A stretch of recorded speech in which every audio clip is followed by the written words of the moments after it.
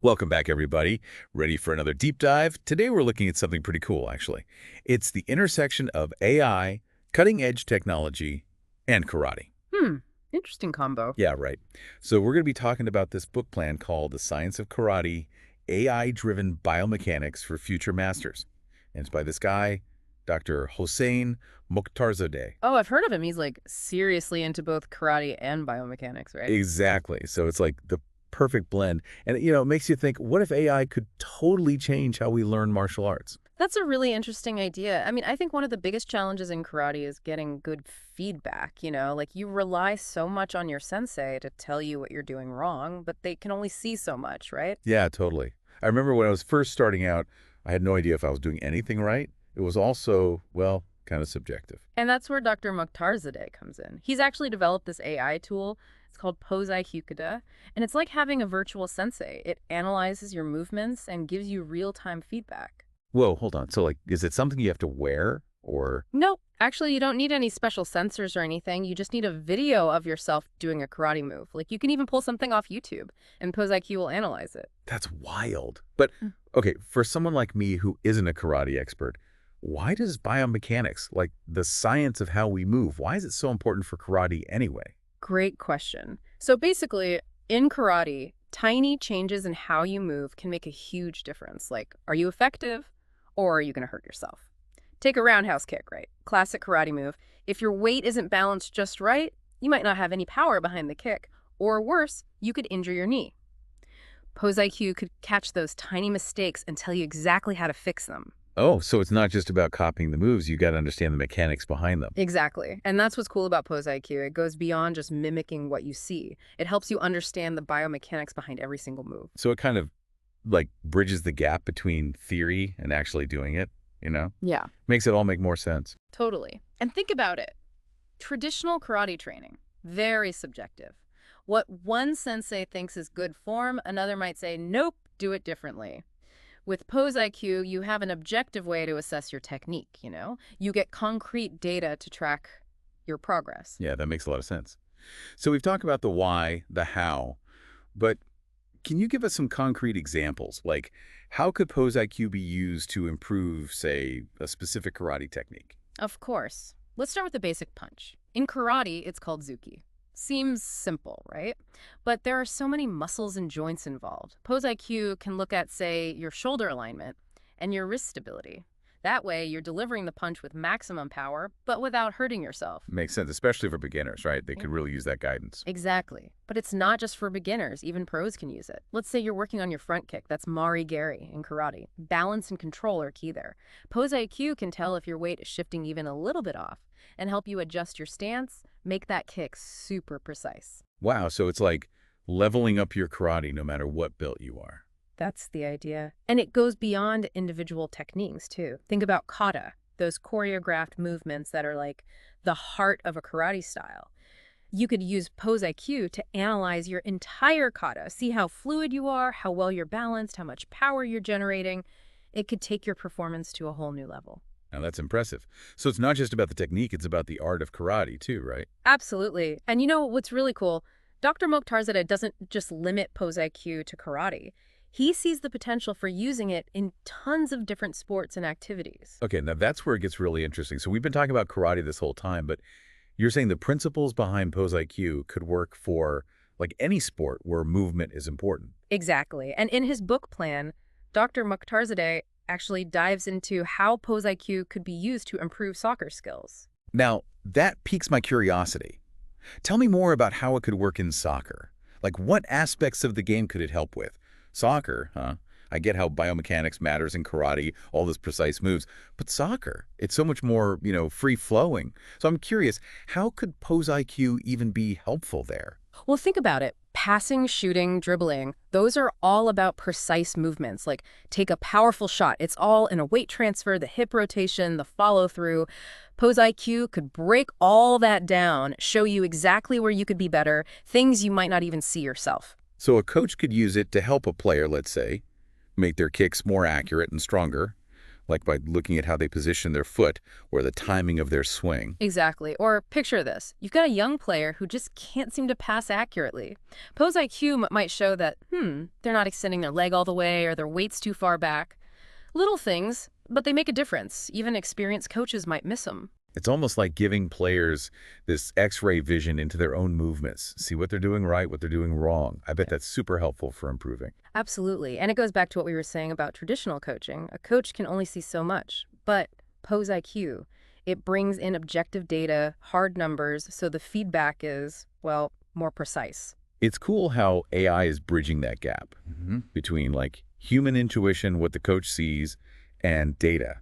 It's not replacing coaches, it's giving them more to work with, right? Exactly. And that's what excites me about AI in sports. It's not about turning athletes into robots. It's about helping them reach their full potential by understanding how their bodies work. You mentioned Dr. Mokhtarzadeh's book really focuses on soccer and PoseIQ. Any other sports where he thinks this tech could be a game changer? Oh, yeah, definitely. He talks about basketball, tennis, golf, even dance. It's all about biomechanics, analyzing how you move to get better, be more efficient, and avoid injuries. So maybe in the future, PoseIQ or something like it will be a normal part of training for all sorts of sports, from kids learning to pros competing at the highest level. I think that's a real possibility. AI is getting more advanced and more accessible every day. It makes sense that we'd see it in every part of training. And that leads to another important thing Dr. Mokhtarzadeh talks about, preventing injuries with AI. Oh, right. We've been talking about PoseIQ helping athletes get better, but preventing injuries is huge too, especially when you're pushing your body to the limit. Exactly. And this is where AI gets really interesting. It can give us insights we never had before. Think about how we usually figure out if an athlete's at risk for injury. We look at past injuries, maybe check their flexibility, but we're often missing those little imbalances that could lead to problems down the road. Makes sense. It's like trying to figure out the weather just by looking at a few clouds. You're missing the bigger picture. Exactly, and that's where AI comes in. PoseIQ, with its ability to analyze every tiny movement, it's like an early warning system. It catches those red flags before they become big injuries. So it's not just about performance, it's about being proactive, using AI to find potential problems before they happen. That's a big deal for anyone who's active, really. Totally. And to me, that's the real power of AI in sports training. It's not about turning athletes into machines. It's about giving them the tools to train smarter, perform better, and stay healthy. It's about giving athletes more control over their own bodies, which, connects back to Dr. Mokhtarzadeh dedicating his book to people fighting for freedom. It's like this amazing blend of high tech and this human desire to push our limits, reach our full potential. Yeah, it's a good reminder that being great at sports, it's not just about physical strength. It's about facing challenges, pushing through obstacles, aiming for something bigger than yourself. And technology, if we use it right, can be a huge help along the way. And, Dr. Mokhtarzadeh doesn't ignore the tricky parts of using AI in sports. Like, how do we make sure it's fair, that it doesn't create more inequality? Right, that's really important. AI is powerful, but we have to think about the downsides. We have to make sure everyone has access to this technology, not just a select few. And we have to be careful about things like data privacy and not rely on technology too much. All good points. Technology is a tool, can be used for good or bad. We've got to be careful with AI in sports, make sure it's helping athletes, not controlling them. I agree completely. And I think Dr. Mokhtarzadeh's book does a great job of getting people talking about these issues. It's not about giving easy answers. It's about making us think about the ethics of AI in sports. And that leads us to a question that's worth thinking about. How do we find the right balance? How do we use AI's potential without losing the human side of sports?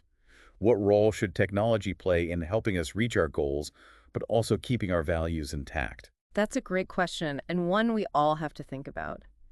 It's going to take a lot of thought and effort to find solutions that work for everyone, both individual athletes and the whole sporting world. It's amazing when you think about it, right? I mean, just a few decades ago, we were using stopwatches and like writing down notes. And now we've got AI that can break down our every move. It's mind-blowing how fast things are changing. Totally. It really does feel like we're entering this new era of sports training where technology and human potential, they're coming together in ways we never imagined. It's a total game changer. And the best part is this technology isn't just for the pros anymore. Anyone who wants to get better, whether it's someone trying to improve their golf swing or someone recovering from an injury, they can benefit from it. That's what I thought was so cool about Dr. Mokhtarzadeh's vision. He's not just about, pushing the limits of elite athletes. He wants everyone to have access to these insights. It's about making us all move better, live healthier lives. Exactly. He sees a future where AI biomechanics analysis is everywhere, like in fitness apps, wearable tech, you name it. Imagine that. You've got this virtual coach with you 24/7, helping you get better, avoid injuries, reach your goals, whether you're training for a marathon or just trying to have better posture. Exactly. And as AI gets even smarter, who knows what we'll be able to do? Think about personalized training programs designed just for you based on your body and how you move, or VR simulations where you can practice and get feedback from AI in real time. That's incredible.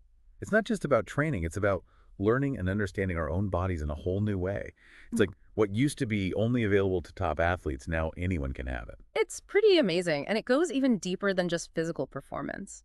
AI can also help us understand like the mental side of sports, how we think under pressure, how we handle stress. Yeah, the mental game is so important, and I feel like it doesn't get enough attention. We tend to focus on the physical stuff, but mental toughness is huge if you want to perform at your best. No doubt. And AI can help us measure and analyze that stuff, which is really cool. Imagine being able to track your focus, your reaction time, your decision making while you train. Then you use that data to get better mentally. That would be an amazing advantage no matter what level you're competing at. It's Yeah. like having a sports psychologist and a data analyst all in one. You get this complete picture of your strengths and weaknesses, both physically and mentally. Exactly. And that just shows how AI has the potential to change not just sports training, but how we perform in all parts of life. Athletes, surgeons, musicians, anyone who relies on skilled movements can use this technology to get better and reach their full potential. It's exciting, right? To Yeah. see technology and human ingenuity coming together like this. But, like we talked about, we have to be smart about it. We have to make sure AI is used ethically and fairly so it benefits everyone. Absolutely. We can't forget about things like data privacy and the risk of relying too much on technology. But if we're careful and we think about the ethical implications, the future of AI in sports and in life in general is full of possibilities. It's a future where technology helps us understand ourselves better, push our boundaries, and do things we never thought possible. And at the core of it all, like Dr. Mokhtarzadeh shows us in his work, is the human spirit. That drive to learn, to grow, to be the best we can be. That's what makes this whole thing so fascinating. It's not just about technology, it's about us humans evolving and unlocking our full potential. Well said. And on that note, we're going to wrap up our deep dive into the world of AI and karate. Hopefully you enjoyed the journey with us. We'll leave you with this. What role do you see AI playing in your life, whether it's your fitness, your career, or just your own personal growth? It's a question worth thinking about as we step into this exciting new world. Thanks for listening, and we'll catch you on the next deep dive.